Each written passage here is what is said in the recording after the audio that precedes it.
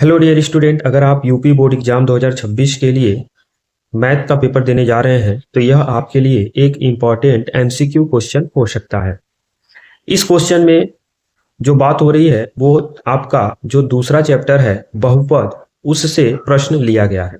और इस प्रश्न में बताया जा रहा है कि बहुपद पी एक्स बराबर x square plus 7x plus 10 के शून्यक ए बी हो तो ए बी का मान क्या होगा। अब ध्यान दीजिएगा, शून्यक वाला प्रश्न है। और जब भी आप बहुपद चैप्टर पढ़े होंगे तो बहुपद में जब द्विघात बहुपद होता है तो वहां पर जो शून्यक होते हैं उनकी संख्या कितनी होती है? 2 होती है। और जब संख्या 2 है तो यही शून्यक के बारे में कह रहा है कि एक शून्यक ए है और एक शून्यक बी है।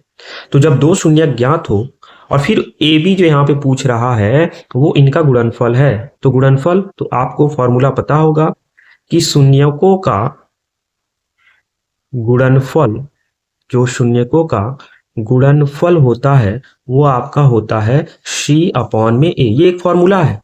किसके लिए है?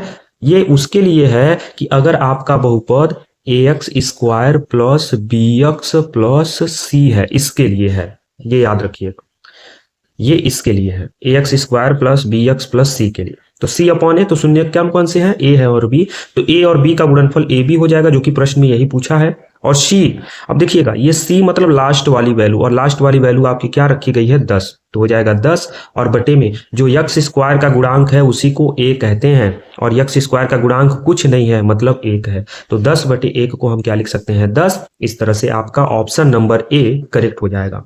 ऐसे ही इंपॉर्टेंट एमसीक्यू क्वेश्चन के लिए आपको मेरे चैनल को सब्सक्राइब करना होगा। मिलते हैं नए इंपॉर्टेंट क्वेश्चन के साथ। Thank you.